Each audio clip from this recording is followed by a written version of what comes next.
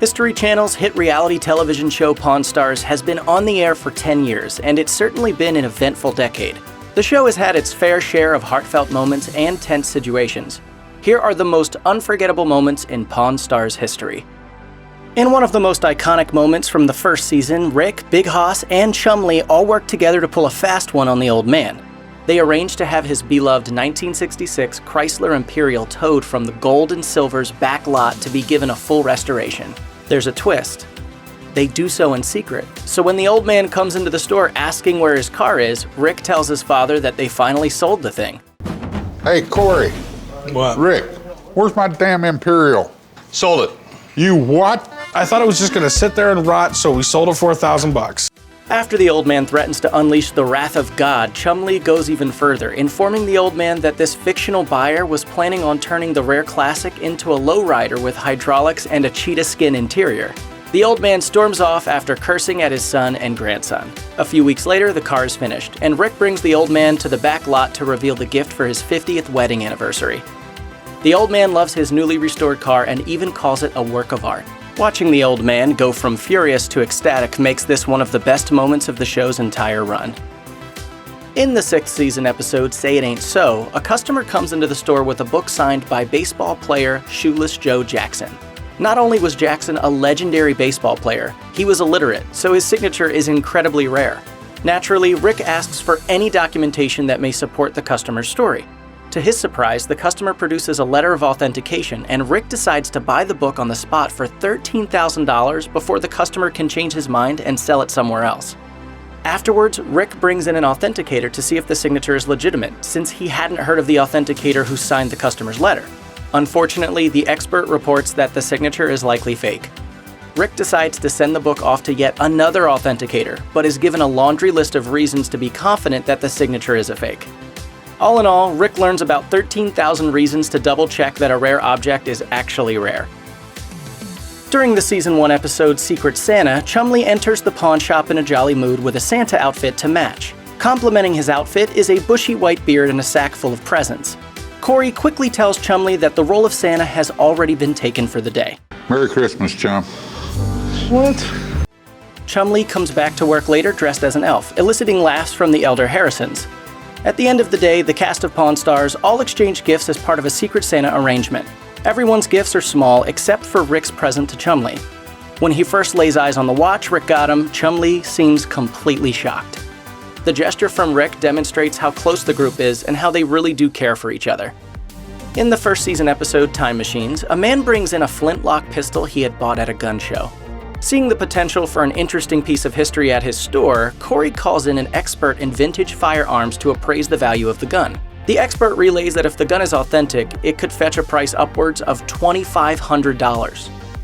Unfortunately, however, the gun is just a modern recast of an old design that's only worth about $75.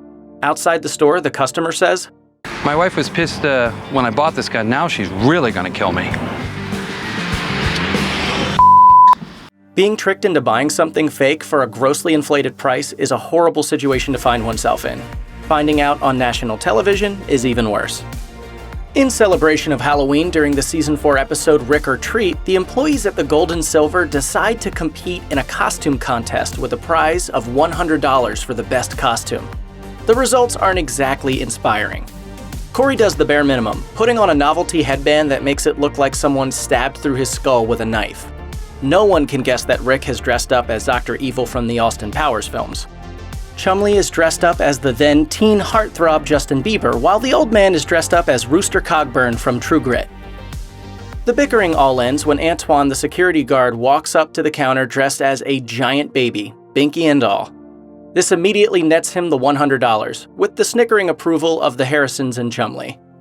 The Season 5 episode Corey's Big Play features a customer selling a set of artifacts from an Arizona prison. Carrying a couple of balls and chains from Yuma Prison in an antique Wells Fargo strongbox, the customer hopes to leave the store with $2,000. Upon closer inspection, the balls have the prison name embossed on them, and the chains appear to have been electrically welded, making both sets of items inauthentic recreations. However, the strongbox passes Rick's inspection, so he begins negotiations at $400. Eventually settling at $450, Rick secures the Wells Fargo box. To determine the box's value, Rick brings in a museum administrator to appraise the box. But when it is revealed that the box is a fake, the old man chides Rick, saying he suspected the box was fake the entire time. Why'd he let Rick make such a big mistake? I didn't want to bust your bubble. What, so you let me spend the money instead? Now I can holler at you. After spending almost a decade on television, Richard Old Man Harrison passed away in June 2018 at the age of 77. As a tribute to his memory, the final episode of season 15 was made into an hour-long special showcasing the best of the old man.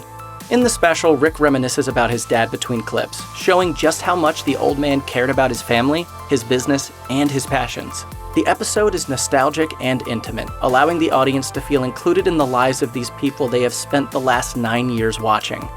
The highlighted clips of the old man show him at his best, sometimes when he was happiest, other times when he would get angry with the other employees at the Gold and Silver, but every scene showed off his no-nonsense approach to dealing with others. No matter who he was dealing with, the old man would never mince words and would always play fair, making him one of the most beloved cast members on the show. When a seller named Phil visits the shop looking to sell his '32 Lincoln Roadster in the Season 4 episode By the Book, it isn't exactly hard to get Rick and the old man to jump out from behind the pawn shop counter. Bargaining and settling on an agreeable price is another story, however. Phil wants $100,000, a price Rick is skeptical about considering the vehicle isn't in prime condition. According to Rick, a '32 Lincoln Roadster can be sold for about $170,000 in mint condition, but Phil's car has some wear and tear that diminishes the value. At first, it seems like Phil will refuse to budge on anything lower than $100,000, but then he tells Rick he's willing to sell the car for $95,000 in gold. While legally Rick can't exchange the old car for gold, Rick can give Phil $95,000, and then he can turn around and buy $95,000 worth of gold from the shop. The '32 Lincoln Roadster isn't just one of Rick's most expensive purchases.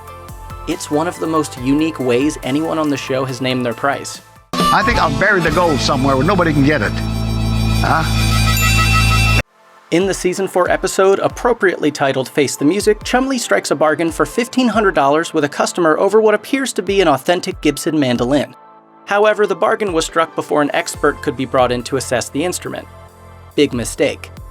Once the expert is brought in to evaluate the mandolin, it's not only revealed to be a fake, but an obvious one at that. In the words of the expert himself, "Yeah, this is fake as hell, man.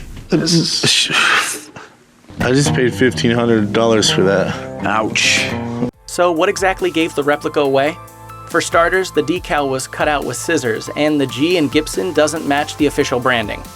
To make matters worse, the instrument's finish appears to be plastic, whereas a genuine Gibson would use lacquer. This long list of issues, along with a few other giveaways, makes it a gut punch for poor Chumlee when he has to tell Rick and the old man that he blew $1,500 on a bad knockoff. So how exactly is Chumlee supposed to get back that money? In a fitting punishment, he's forced to play the fake mandolin outside the shop for tips to earn back the loss of his investment. Hopefully Chumlee can play the mandolin as well as that seller played him. In the Season 2 episode Hell Week, Corey and Chumlee struggle to move a heavy statue across the store. As the two huff and puff, the old man and Rick take notice and give them grief. When their physical abilities are called into question, Corey asserts that he could beat Chumlee in any sort of competition. Rick challenges Corey and Chumlee to compete in an obstacle course with the stipulation that the loser will have to buy lunch for a week. The obstacle course consists of a tire stepping station, a jumping jack station, and a jump rope station. In the end, Corey ends up winning, but after the duo's clumsy performance, neither manages to impress Rick or the old man. Watching these two turkeys run this course is going to be like watching a grizzly bear ice skate. It ain't going to be pretty. Still, watching Corey and Chumlee get competitive with each other is a rare sight that makes this episode one of the most enjoyable. In the second season episode, Flight of the Chum, a customer visits the Gold and Silver with a statue of Perseus and Pegasus made by Emile Picoult. Rick is familiar with Picoult's work, and he knows that his statues are highly collectible and worth thousands of dollars, so he gives the customer's item a thorough look. However, Rick immediately becomes suspicious when he finds markings on the statue that do not match the period it was supposedly produced in. He then finds markings engraved on the statue showing that it was made in the United States. Since the artist is French, this confirms that the statue is a reproduction. At the suggestion that the statue may not be entirely authentic, the customer gets angry with Rick. I don't care what you say.